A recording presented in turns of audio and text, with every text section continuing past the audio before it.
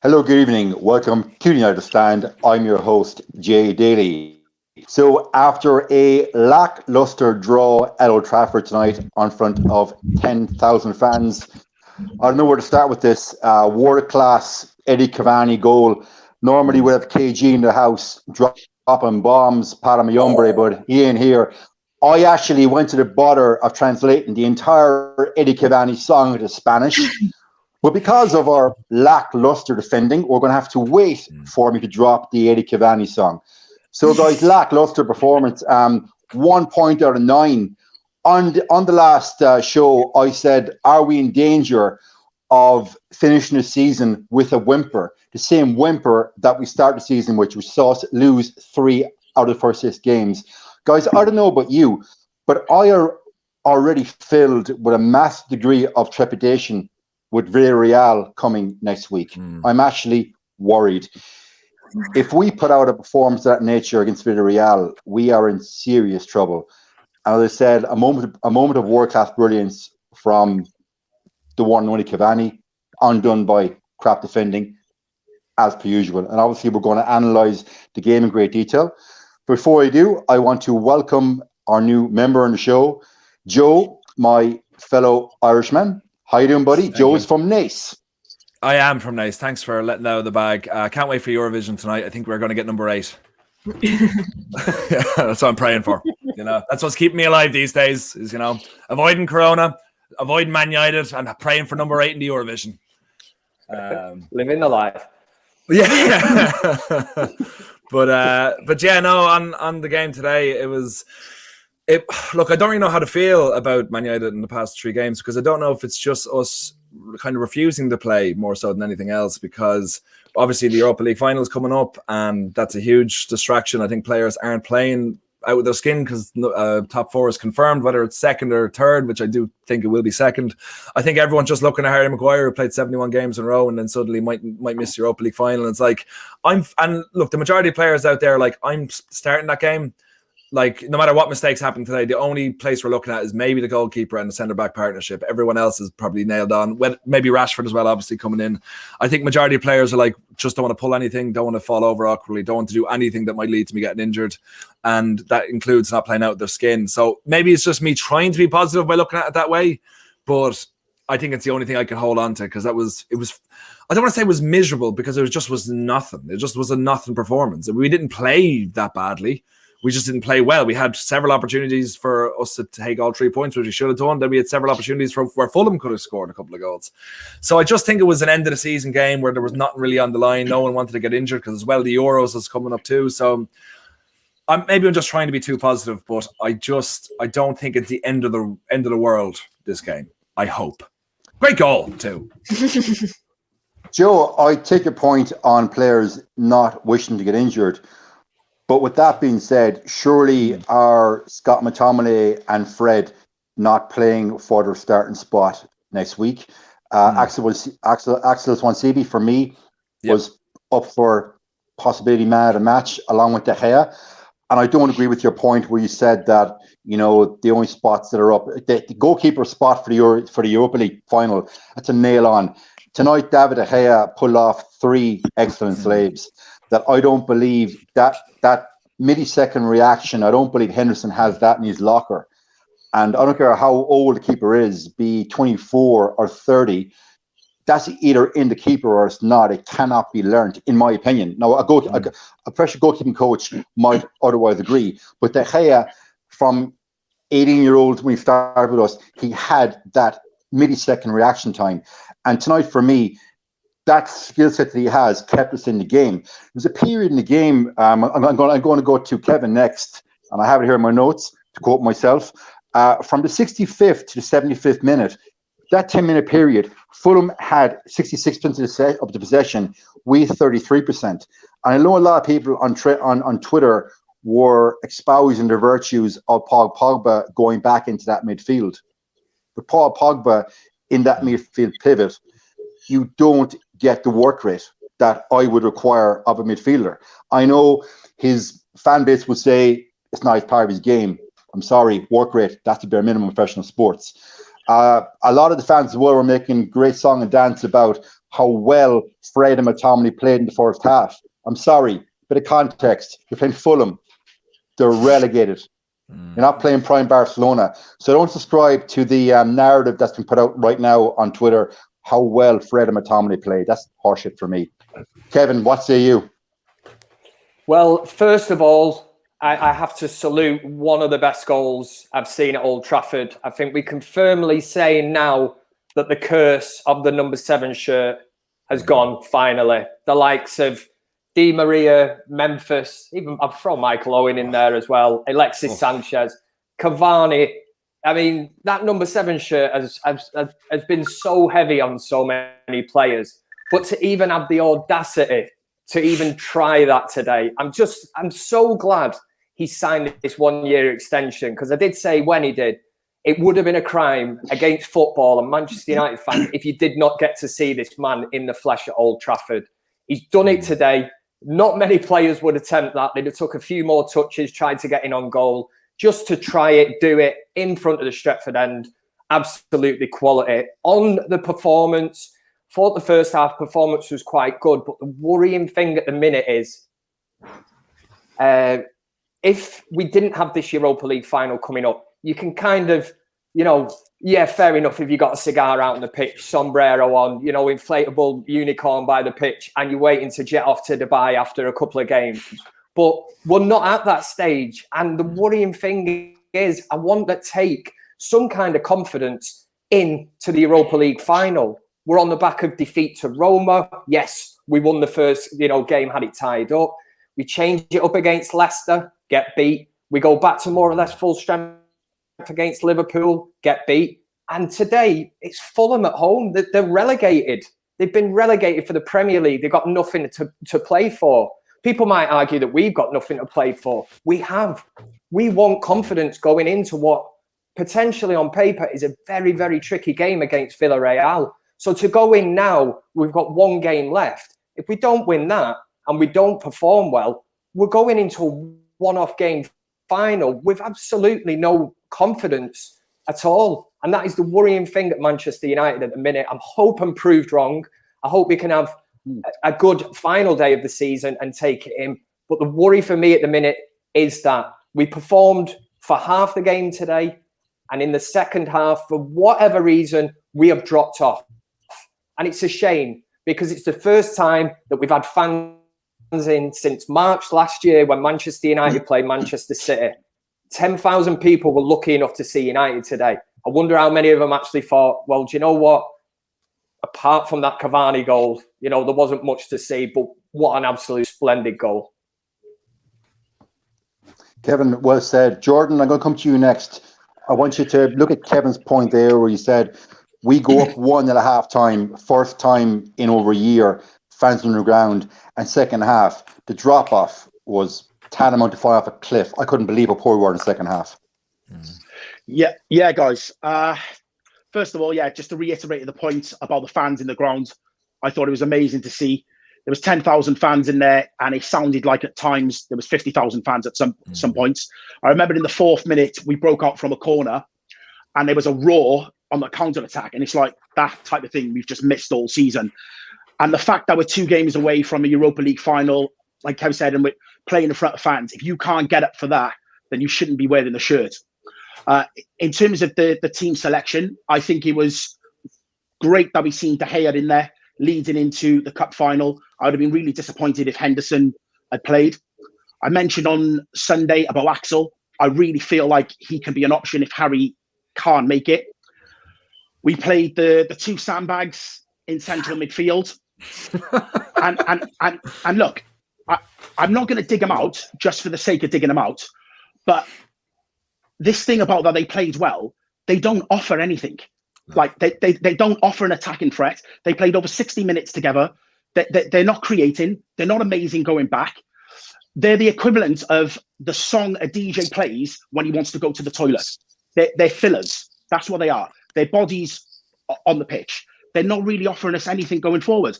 And this whole thing about Kane at the moment saying we should blow our transfer budget on signing Kane, like, you've got to be realistic and look at this team and realize that the problem is in the middle of the midfield.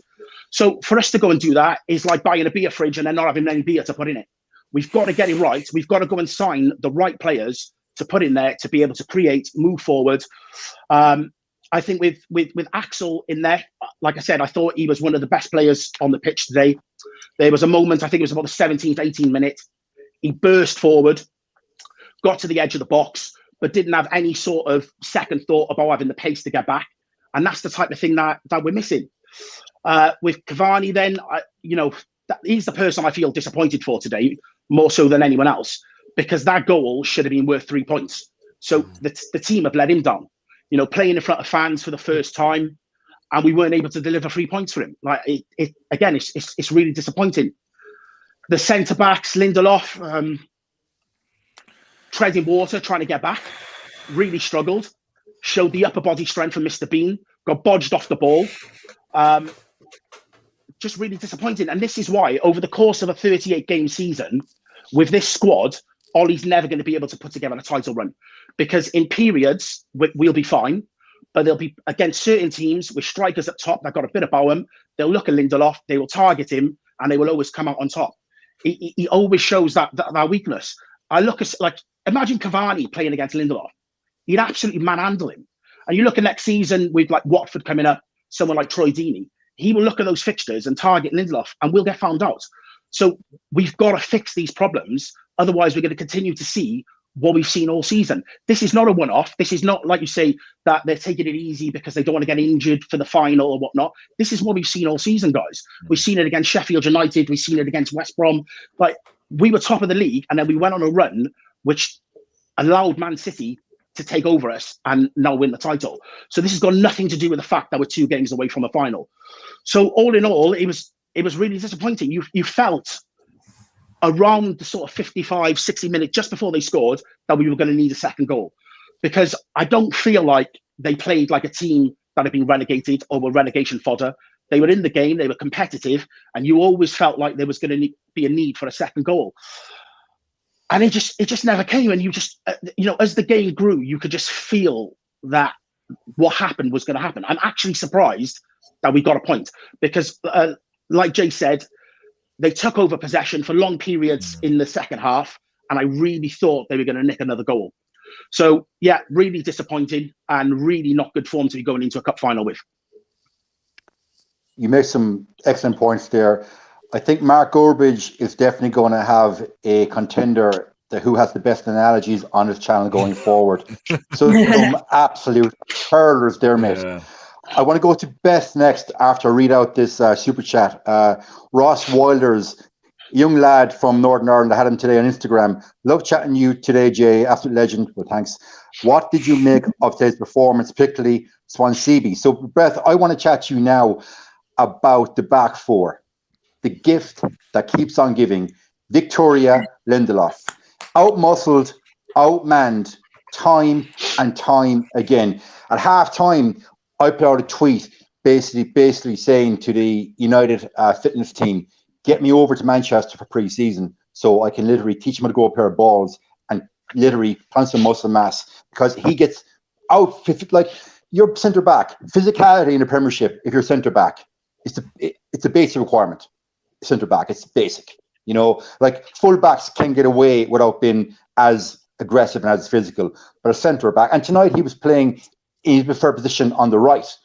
The last game when he played beside Bailly, he played in the left, and a lot of the fan base made allowances. Oh, he's on the left, he's not a natural left footer. Again, I don't agree with that. You're centre-back, you should be able to play left or right-hand side. I don't agree with that whatsoever. So what did you make today, Beth, on Shaw? Today, I'll hold my hands up on Shaw. But today, the back four, obviously the leading light of the back four today was Axel. What do you think today?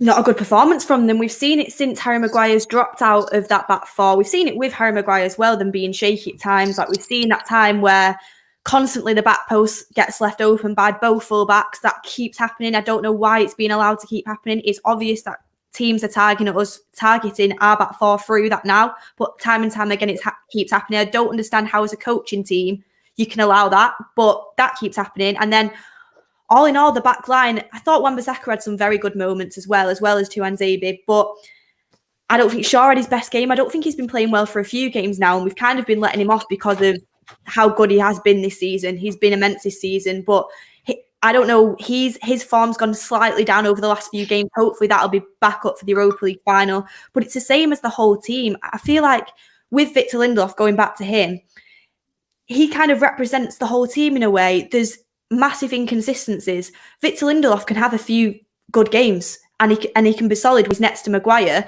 But then time and time again, these mistakes creep in. For example, today could have been a goal if De Gea wasn't on it and he made that good save. He already had a yard on him. He outpaced him and then he got absolutely shoved off the ball. When you're a centre-half, I agree with you, Jay, you need to be able to have that strength over your centre-forwards. It wasn't even a big lad either. It wasn't. He just gets bullied off the ball. This is why Ollie kind of picks Lindelof, though. He picks him because he's a safe option. He's never going to put in that rash tackle and cause a penalty. He's not really going to get sent off. Whereas Bailly does give you that. But the difference is what Bailly gives you, which is the opposite to Lindelof. He gives you strength. He gives you a strong tackle. Everyone's going to be scared to get near him. Whereas with Lindelof, you know you can shove him off the ball. And that is the problem with him. But the thing going into the Europa League is we've tried Bailly in Lindelof and we've tried Tuanzebe and Lindelof, and nothing looks good enough right now. I do think Axel had a good game today, and I think he's really put himself in there to start the Europa League final because I think he's the best left-sided centre-back we've got without Maguire, so I think he's kind of had to put himself in there, especially after his performance today. I thought he's the best one out of the back line. But the problem is when you've got Lindelof next to him without Maguire, it still doesn't look assured. The back four looks shaky. There's a lack of organisation. Playing players on side, that happened today. Wan-Bissaka was playing him on side. That's due to lack of organisation. And then when you've got McTominay and Fred sat in front of that, who, for me, I think Fred gets about the pitch a lot, very energetic, but his positional sense isn't strong, so he can get caught out massively. You see players target Fred when he's got the ball near the edge of the box because they know he's got a bad first touch and he can't can't play it out from the back properly. And that's in another sense where I think we miss Maguire as well, playing out from the back. It scares me watching us play out from the back with that back four and with McTominay and Fred in front of it because I don't think any of them are absolutely great on the ball. Lindelof can play a good ball in behind, but none of them can play out through the back properly, apart from we saw Tuanzebe run up the pitch with it today. That was a good sense of play that makes you think again, he should be going into the Europa League final because it's a bit of stability. And this is what has made me question, why has Axel not got more time this season if every time he's played better, or if not the same level as the centre halves we've got? And today I think showed me as well, bar from Maguire, we struggle our centre half options, and people are saying blow all the budget on Harry Kane. What are we going to do if this happens again next season and centre halves get injured? We know Bailly gets injured very easily. Maguire's been injured. Are you really going to trust the rest of the centre-backs to carry us through a season where we're hoping to win things? I don't think that can happen. And as you said about McTominay and Fred again today, they played better than they had in a few other games. But is that the standard that we set now? Because they always play so poorly when they have an average game, in my opinion, is that meant to mean that they've played extremely well? I don't think it does. This is the problem we've got. We have Pogba in midfield. We've not got enough defensive ability, but we control the game. We have McFred in midfield. We have some defensive stability, but you've got absolutely no one controlling the ball in the midfield and getting it up to the attack. And this is where we struggle. The link-up play from the defence, midfield and attack, it never gets through like the defence and midfield. That's the problem we have. There's no one running, creating spaces. There's no one having the confidence to take the ball up the pitch. And these are the issues that come from playing out from the back with your centre-halves and also playing out from the back with your CDMs, which for me, McTominay and Fred, both of them, aren't competent enough to do. We saw Fred, he played a few good balls in today, a few good ones. But the problem with Fred, when he plays 2 good balls, he plays 6 bad ones. That's the issue we have with him. We need players that are just the next level up to take over this team, or else you're constantly going to start seeing the inconsistencies we've got, which is now coming to light at the end of the season. I don't know, since we've realised we've been in the Europa League final, we've just not played to what I think is the strengths that we can play to. And that's something to do with the mentality as well. There's a bit of a mentality issue there because You see the likes of City, they've won the league already. Are they losing games? No, the 10 men against Brighton and they're winning. This is the difference. This is the level we need to get up to.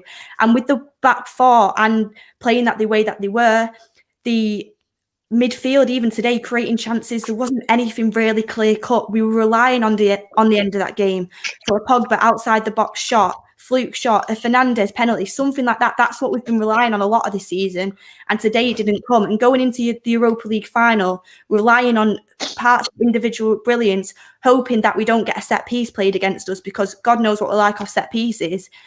That isn't hopeful. And this is the Europa League. It's not the Champions League, which is what we're going to be hoping to do next year. So I think in summer, with the coaching staff and with transfers, Manchester United have a lot of work to do if they want to get back to the top, because this season has been a one-off season. To be second, we are lucky. And next season, teams are going to be coming back into this race.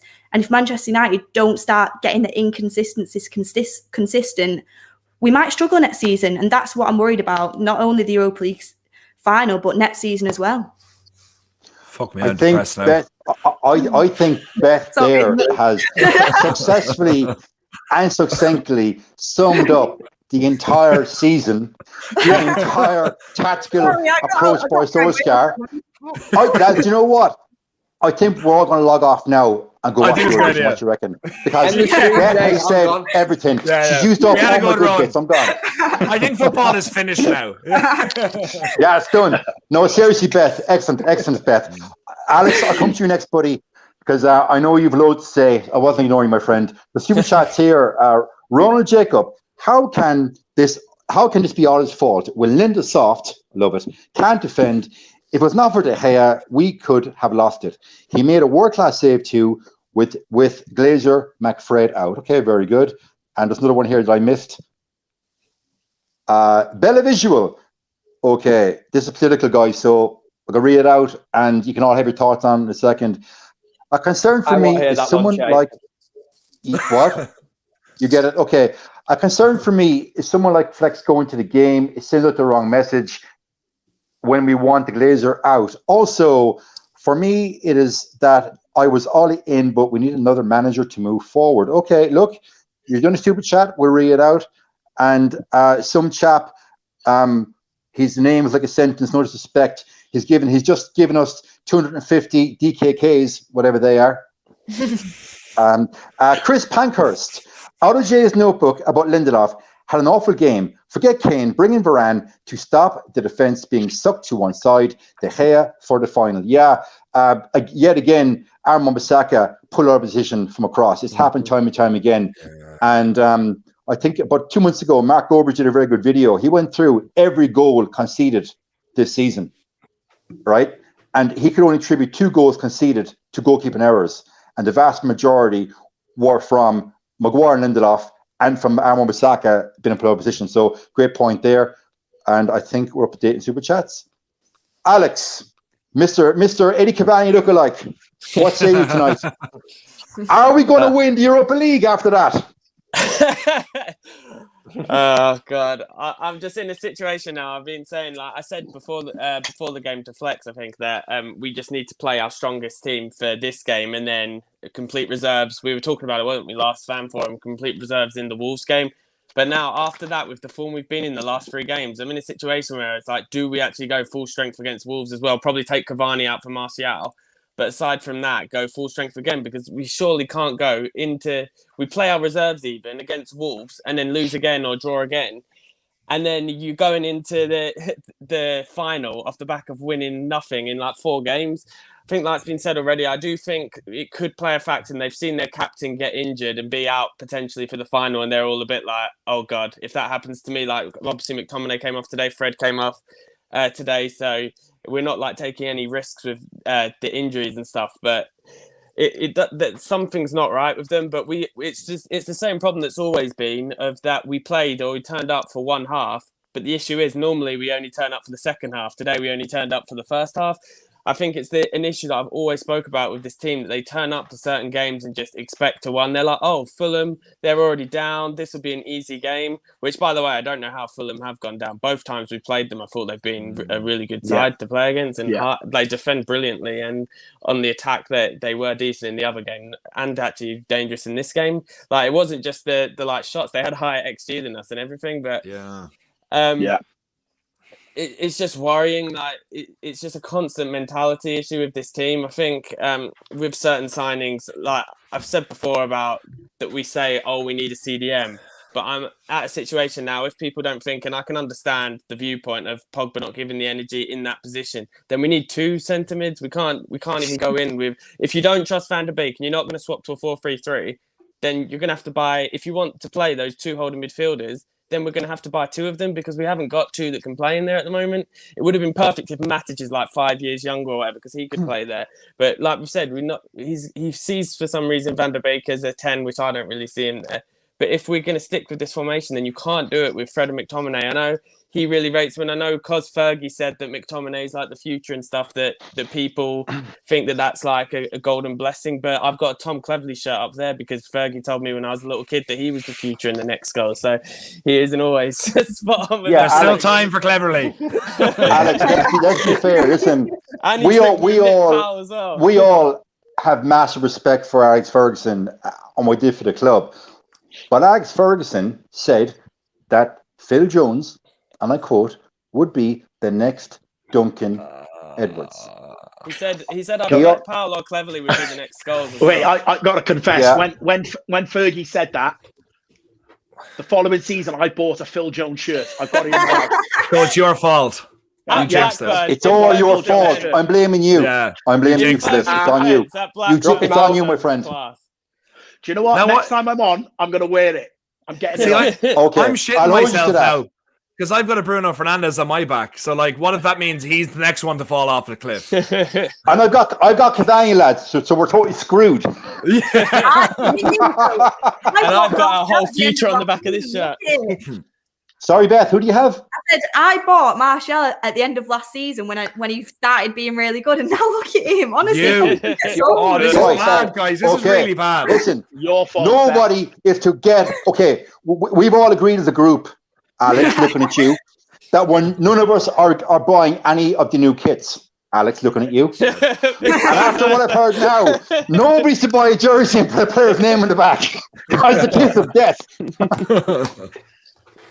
Kevin, I might get Lindelof on mine, and it might maybe reverse it. He might like turn out. To be fair, Kev, you probably remember this. There was a long-running joke on the show that whoever I got on my shirt would always be cursed, and they'd suddenly become like shit, like Di Maria, Falcao, players like that. And then I actually got Greenwood on this season's kit, and then he was so bad for the first half of the season. I was like, oh god, maybe there is actually some legs in this shirt, curse theory. Guys, I'm going to read super chats and come back to Kev again. Somebody here going by the moniker Fake Sonia. When we play well, we're unplayable. When we don't, ... Okay, fair point. And if you see more here.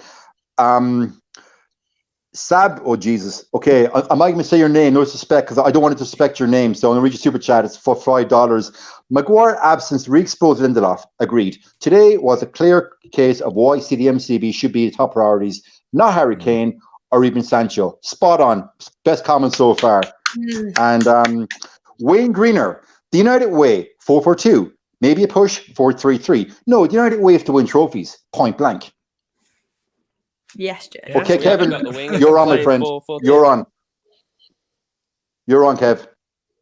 Has Kevin died in me? Yeah. Well, sorry, the United way this season, unfortunately, it has been to play one half of football. And it'll catch up with you. It has been. How many games have we got out of jail? Now, it tends to be when we fall 1-0 behind, we get the reaction in the second half. So it's strange to go in 1-0 up at half time today. It's almost like a mentality thing. They're like, do we need to now score 2? No, you're winning 1-0. And then the second half, it just fizzled out today. Just disappointing, really. Kevin, you know what we're like. You know, we're like the boxer that spends the majority of the fight on the outside, just trying to score points. Then gets knocked in his ass, gets an 8 count, goes back to his corner into the round, gets a bollocking from the corner, goes out there, knocks out his opponent. Against Liverpool, we went 1-0 up. We'll get a period of about 20 minutes. We went 1-0 up, and then when Liverpool equalised, the wheels fell off. Today, we go 1-0 up, wheels fall off. We have to, seems to us that we have to go a goal down, and then half-time, Oleg gives the bollocking. I'm assuming it's a bollocking. And second half, we're a different team. So are we, and it was same on Mourinho, we were like second half FC. And that history has come back to repeat itself again. And I would argue, and Joe, Solskjaer has a better starting 11 than what Mourinho had. Yeah. Mourinho got 80 points and won the Europa League. But after what I saw today against Liverpool, against Roma in the last month, I am shitless against Villarreal. I'm actually very worried. I'm quite confident. And to be honest, under Mourinho, I'd rather drag my eyes out and have my balls run over by a train than have Mourinho back running our club again. just so I can make that perfectly clear. I think every achievement he has is down to individual brilliance and not to any sort of tactical nous, because that's been gone since Inter Milan.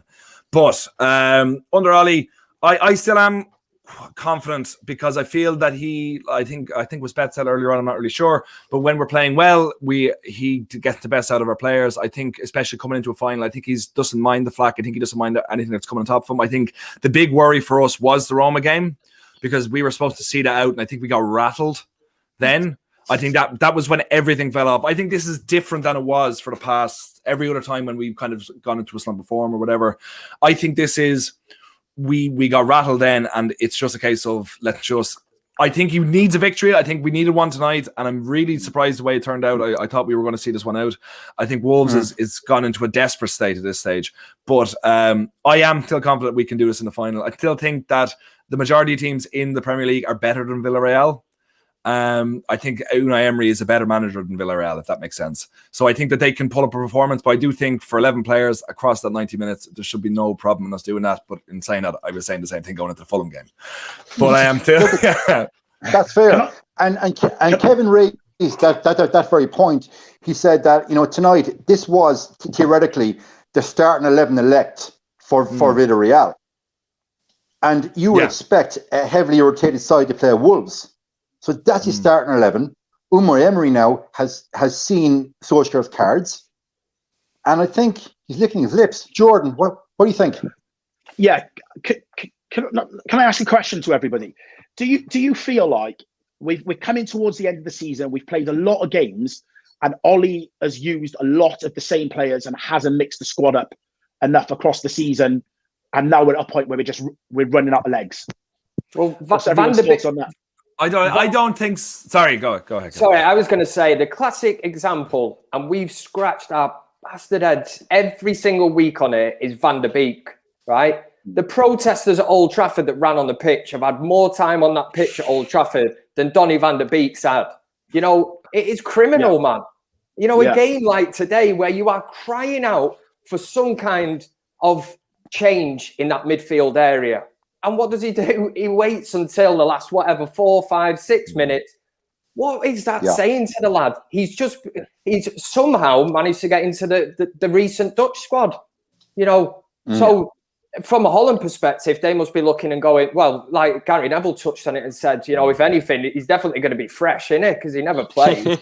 It's just, the mind boggles with that one. And I think we can all agree on that he has had nowhere near the game time and the chances that he probably deserves. I will say, don't know what he's about.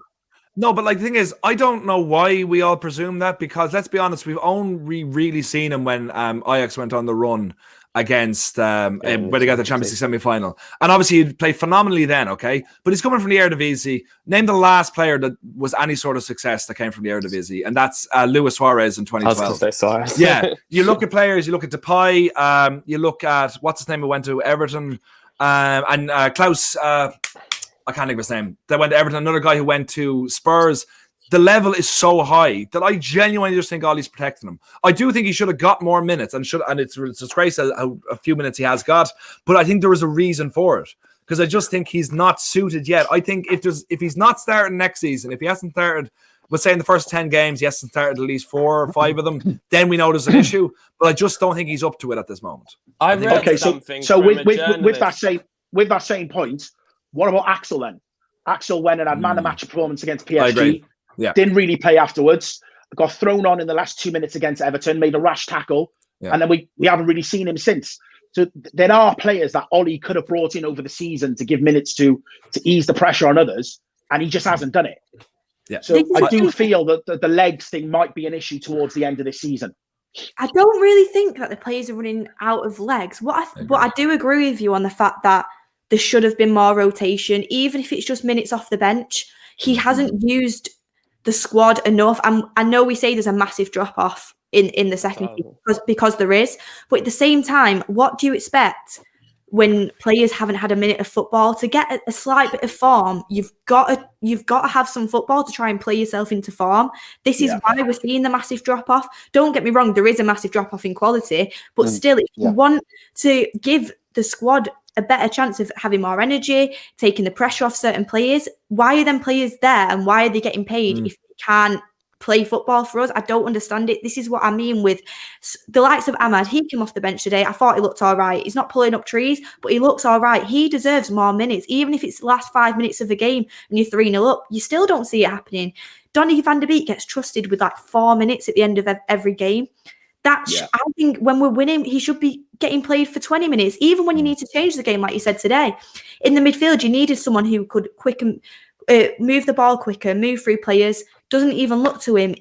That's the thing with Ollie. I do like him as our manager, but that's one thing about him that I do get frustrated with, his stubbornness at using substitution sometimes. I agree. The issue with that, though, is like what Ricky always says, is that how often do we go more than like a goal ahead?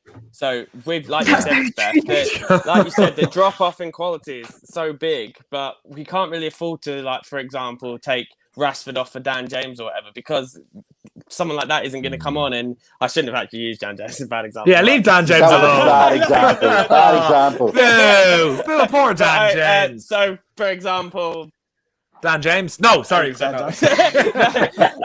Ahmed. So Van der Beek for Pogba. Van der Beek hasn't shown anything that so far this season that if you take Pogba off of Van der Beek, that's going to make a big difference. And if we were 2-0 up or 3-0 up, then I could understand it. But like you said, the drop off from our like core, I say 12 because you like Pogba, Rashford, Greenwood, whoever comes off onto the bench out of those. So we really have a squad of 12. But then the drop off from them 12 is absolutely massive.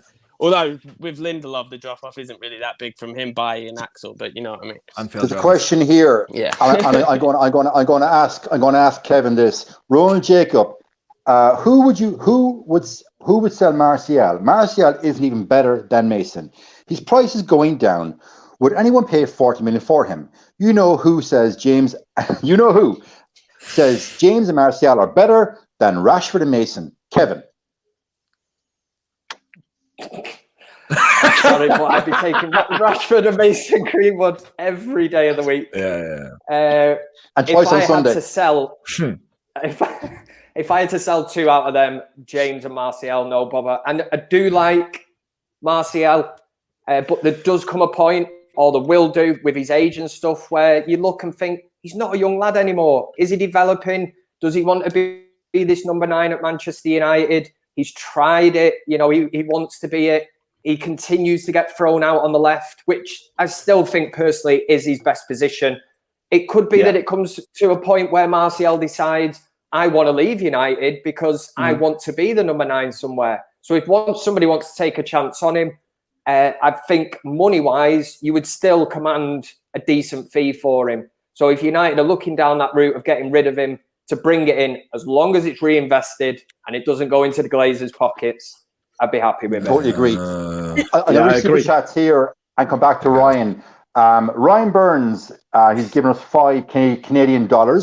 Tone and expectation are set by the manager. The squad and for more than one season underwhelms and fails to elevate consistently. Others' leadership is poor. Okay, fair point. And our friend Hular has given us another 25 DKKs. Give us Hannibal. Okay, right. So catch up here, Wow. guys. Hannibal, yeah. Youth players. And Carew has given us another $5 Canadian. I would rather be 1-0 down with this team than be up. We can get back in games, but always struggle to hold the lead. Yeah, I agree. I'd rather go 1-0 down as well. Fake Sonia is here again. I'm more worried about Villarreal than my uni exam next week. Whenever we end up mid-table or competing for title depends on next few months. Okay. And Keenan Pattyman says, hearing the crowd's reaction to Cavani's celebration gave me goosebumps. Yeah, me too. We definitely need a centre-back CDM. Kane can reunite with Poch at PSG. Yeah, that could happen. DK has given us 5 CHFs. I don't know what they are. Mourinho didn't finish second and Europa League win in one season. Yeah, I know. That's quite an achievement. Second and a trophy. But we hit a ceiling. New players needed. Agreed. Wayne Greener has saying, Beth, smile. We give Wayne Greener a smile, Beth. Make his night. There we are. you just made Wayne's night, Beth. There's more here. Maggie CEO 43 has given £5. We've been poor all season. Lucky to be second and lucky to be in the Europa League final. Carry too many players. Bollocks. I know. Let me read it out. That does my head in. No, there's no look. Listen, stop a second, okay? If someone has got the courtesy of doing a super chat, we have to pay them a courtesy reading it out. So let me finish, please. Okay, we've been poor all season. Lucky to be second and lucky to be the Europa League final. Carry too many players and tactically inept. Can't break down teams. Okay, Jordan, do you want to take that? Yeah, I don't think we've been lucky this season. I think it's been a season of two halves. I think we were flying till January. And then, the inconsistencies caught up on us. What I do feel like we've been lucky with is that, Liverpool picked up the injuries that they picked up. Chelsea with Lampard weren't firing on all cylinders. So the circumstances around our competition weren't where they will be next season. And this is what the issue is with Manchester United going into next season, which is why we have to strengthen now, is that those teams around us will be better. So they will catch up on us. And otherwise, by Christmas, Ollie could be in a spot of bother. So, I don't think we've been lucky, but I feel like we need to be reactive now this season. Proactive, sorry, that's the one I'm looking for. And make the signings to be competitive next season. Yeah. So, Jack, Joe, as your new one here, okay? Yeah. What 2 players, and you're only getting 2. You have 100 million to spend because, as you know, the Glazers are tight-fisted. You can buy 2 players. Who do you buy? Oh, bollocks. Well, okay, so Sancho is 100 million. Is 100? Okay, okay, no. That was the idea. You have 100 million. No, not euros. Is it 100 million in today's window where COVID is in place and everything cheaper? That's what I mean. Or is it it's right now in the current financial climate? Okay. Well, we're getting Sancho. Fuck, 100 million. Okay. Okay. I'll go for. Okay, I think CDM is most important. I think we're looking at. I hate saying Declan Rice, but hopefully Ndidi either words, because I think that's in a very important position. We need to sit in front of that.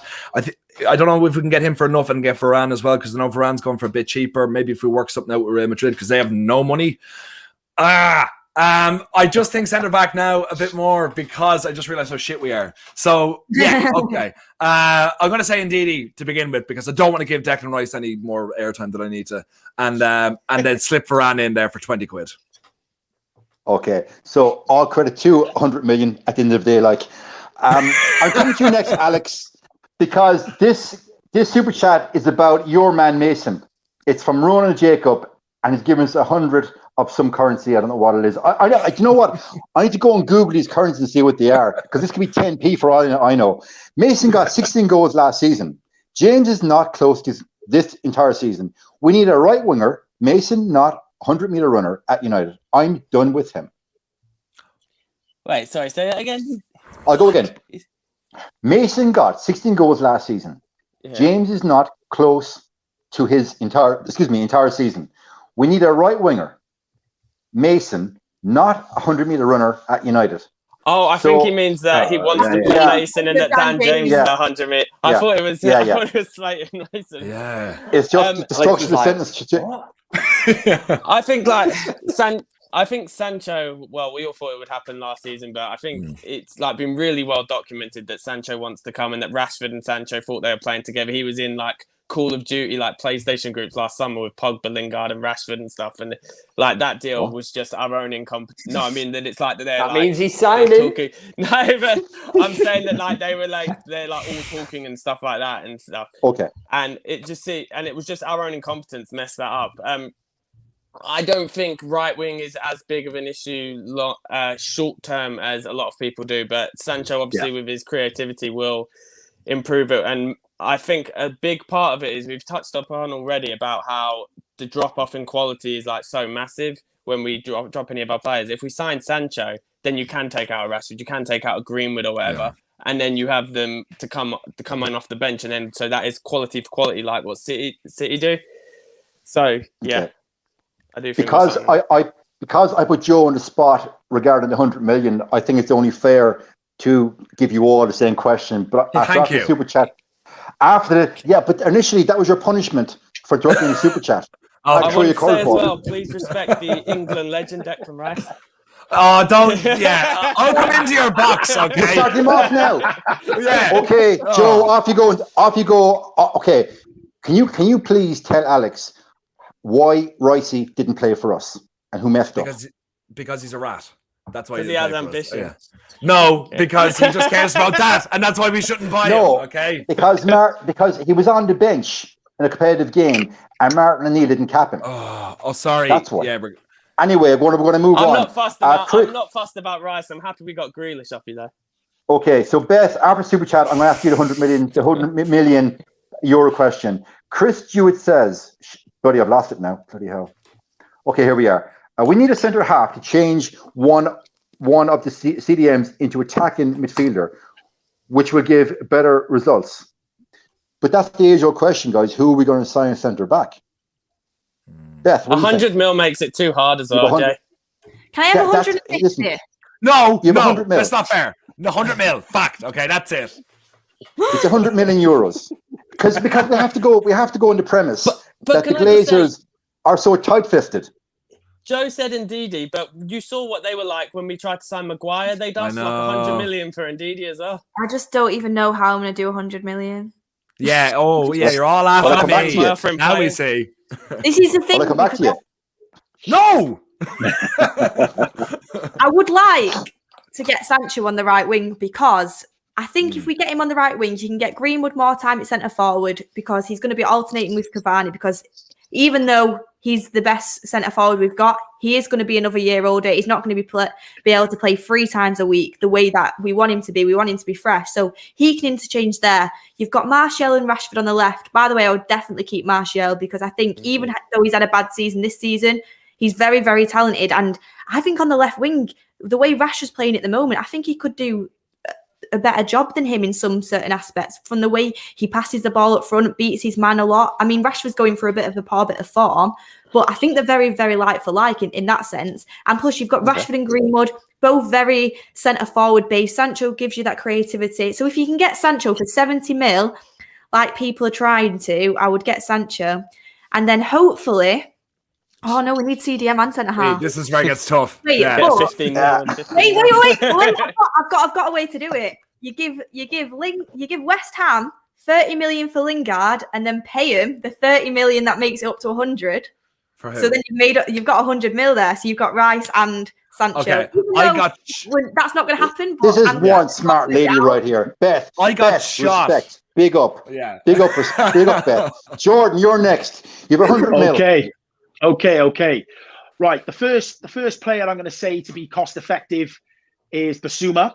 But what's frustrating about that is that we were linked with him for 5 million, so that retail price, and now we've got to pay StockX markup on him and pay at least 30 million for him. So that's disappointing.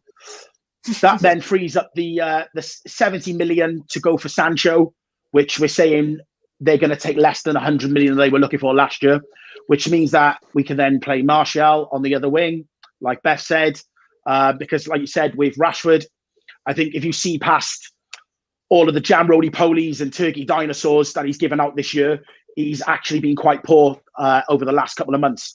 So, yeah, I feel like they're the two positions we go for and the two players. I like it. I like it there. Kevin, 100 mil, my friend. Somebody kind of stole my trail of thought before, but hear me out, right? So we go to West Ham. We want Declan Rice. Jesse Lingard's been absolute world class. Messi Lingard, just a straight swap. So I've not spent any money yet. So we got Declan Rice in. Then Straight it's swap. worth 50 million at least. Lingard. Messi that the English Lingard. tax? Come on.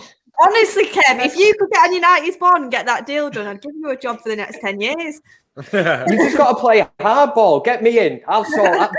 Head of negotiations, right? Might even throw in a can of Coke or something as well and a double decker.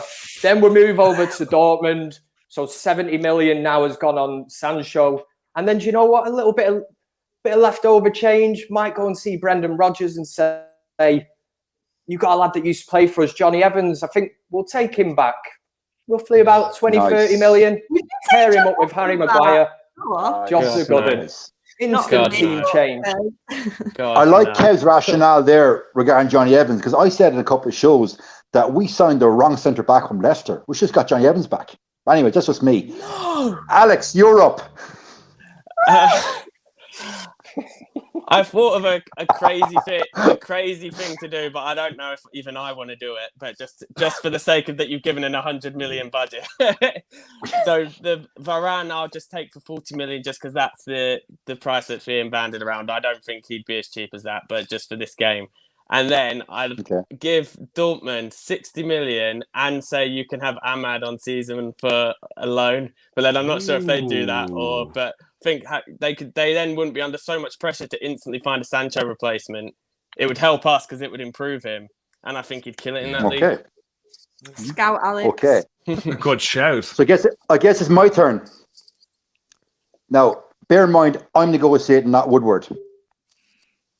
Ring up Dortmund. Right. Young lad here called Tony. Can be decent. Bit temperamental. Probably needs a bit of a German kick up the hole. Sancho wants to go. You want to sell him. Lads, it's like this. Tony, you can have Tony. You give you 40 mil for Sancho. Deal done. He's on the plane. Boom. Sancho, 40 mil. Tony, adios. I have 60 mil left, lads. I put a trigger on Varane, 60 mil. Job done. That simple. What do you reckon? Jeez, you're fucking ruthless. You're ruthless. There, okay? What do you reckon? Go ahead, Beth. Go ahead. I think you're getting ripped off for, did you say 40 million Martial? I think you're getting ripped off there, because I think Martial's worth a bit more than the 30 that you're giving him. Gotcha. Yeah, but this figure I reckon this figure of 70 mil, that's just paper talk. I reckon it'll be more in the region of 80 mil, personally. So essentially, it's a 40 and 40, essentially. And I don't believe in the current financial climate that we'll get any more than for 40 from Martial anyway. Who's going to play with the left? Only because of his wages, I think. We're assuming, it's on the assumption that we're keeping Pogba. Yeah, I've just realised. That we're keeping Pogba. And obviously, Greenwood is understudy to Cavani. Yes. And obviously can play out on the right wing also. So that was my rationale. But that was bearing in mind that I'm negotiating, not Matt Judge. You're going in with a pair of balls. And you have your phone on past 9 p.m. at night, unlike him. Would Dortmund accept yeah, exactly. I don't turn my phone off. Yeah. Would Dortmund accept it for Martial, considering Haaland's still going to be there, so they don't need a striker, and Sancho can play left or right, and Martial? Are you telling me you're going to say no to Jay? Like, as soon as he walks in, they're going to be like, take whatever you want. Take anything. Yeah. Guys, we're going to move on. We've got about 7 minutes left, and I'm going to ask you guys, because I know this is my way of presenting. Do you want to do player ratings, or do you want to throw around some ideas for Kevin and I? Because Kevin and I tomorrow night are doing our own little show. Okay. Ooh. And one of the ideas that I want to do is it's the 30th anniversary of winning the Cup Runners' Cup back in 1991, and I've done a whole piece on that. So I want to do a whole piece on that, okay? So what I'd like, we need to do player ratings, or I'd like a couple of pearlers and ideas from you guys on what you like to see us cover tomorrow night. And we have here 8 p.m. The Notebook, Not a Love Story. Lads, on that, I had to sit through The Notebook with a former partner about 10 feckin' times, right? Great film. After about 5 times, I knew the bits were I was supposed to pretend I was emotional. So, do you want to do player ratings, or do you want to throw some things on the floor for Kevin and I? I mean, I don't mind throwing things in the flow, but don't take all my ideas because I've got the morning show tomorrow. So I'm sat there not knowing what to talk about. Okay. Jordan, go ahead. Yeah, let's fire some ideas, guys, and I can then sit back and watch and have a laugh at you two tomorrow. So yeah, let's do that. Yeah, lovely. Love it. Go ahead. How about a 5 for 5, just general United trivia pursuit between the two of you, where 5 questions each, and see what you can come up with answer wise. So we're trying to trick. So essentially, Jordan, what you're saying is we're trying to trick each other with absolute horrible questions. Yes, that could get feisty, Kevin. I like that. Yeah. Kevin, what do you think? Okay, I like that. Another one is a game of Who Am I? You can think of a player, give them clues, and they've got to guess which player you are over the last however many years. Oh, that's a good idea.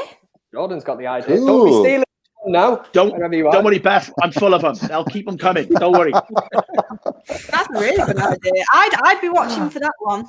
That's very good. I like it. Okay, Jordan, one more. Yep. The stadium competition. Stadiums around Europe that we've had famous results in. Are these all from the top of your head? Yes. I'm a creative person. You'll learn that about me. Okay. Right. Let's have it. I think Jordan's got a secret notebook that he's not showing us. Oh, he does. He does. Alex, you're off. The only one I can think of is, but I think it might be a bit like one-sided, is that you discuss who you think is deserving, because obviously Cantona and Keane went into the Hall of Fame today. Like, debate who you think would be like the next. I assume it would be United, but like the next Hall of Famer, because obviously the obvious one would have been originally to be first in the whole Hall of Fame would have been Giggs, but obviously with what's going on, you can't do that. So then I just assume you guys would just say Scholes next, wouldn't you? I've got major issue the fact that Royston Keane wasn't in his number 1.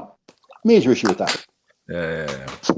Thierry I can have this out tomorrow, Jay. We'll have it tomorrow night. It should have been Giggs this year, I think. The super chat here from Keenan, and he says, on €5, can Beth be our new director of football? Team Beth. Very nice. I mean, I think we'll do a better job than who's currently there, so I'm up. I bet you would too. Could be worse. And you know what? I'd be your chief negotiator. Oh, sure. Here, would be dream team. I've got my bodyguard with me. Ryan N says, what's with you, Kev, until you threw the double-decker in? Is that a private one? Whatever that means. No, that was my chief skill operations of, what do you call it? When I was sorting the deals out before. That's what I'm trying to say to you, Jay. You cannot negotiate like me. I threw a can of Coke in and a double-decker. That's personal. My apologies. That's why I swapped Declan for Lingard. It's keeping him sweet. We've got one here from Kiru. The best way to add depth to a great squad is to bolster first 11. That allows other talent the opportunity to be imperfect off the bench. Great point. Roland Jacob, sell Lingard for 30 mil and Jones for free and Romero for 2.5. Matic to Jose, 5 mil. Henderson, 5 mil. Tony, 30 mil.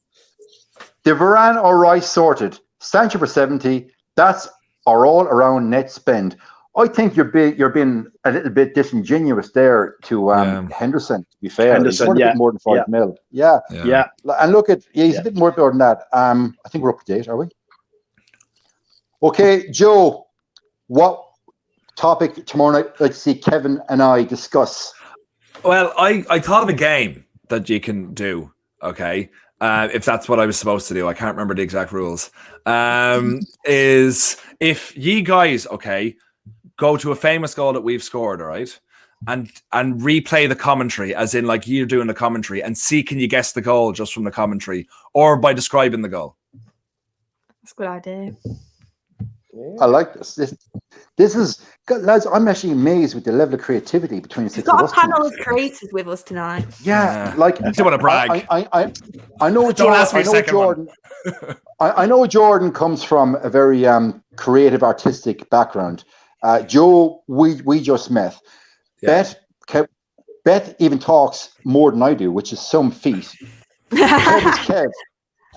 And Alex, to be fair, Alex is a good talker as well. So I'm very, very impressed that, you know, like the six of us between us can come up with these very, very attractive ideas. Jay and Kev, transfer list. You two discuss the summer transfer window. 3 in, 3 out. But as Jordan and I agreed with each other there in the last show, it's more like 7 or 8 in, 7 or 8 out.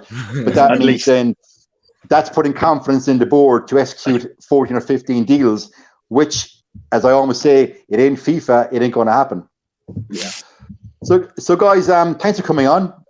Good show. I know not the results that we all wanted, but we move on. We are going to finish second. You'll be fine to look forward to. And can we win? We shall see. Good night, guys. See you all soon. Thanks, guys. Take care. See you guys. Good night. Bye. Bye-bye, guys. Are we off? Man City got beat 3-2. Hey! I think Strawdy is deliberately now. He's messing with me deliberately. He's, And I we're know all what he's doing. I'm doing this on purpose. It's awkward. okay, it's we're off. funny. Are we back? We're not. It's still live, by the way. We're still live. I know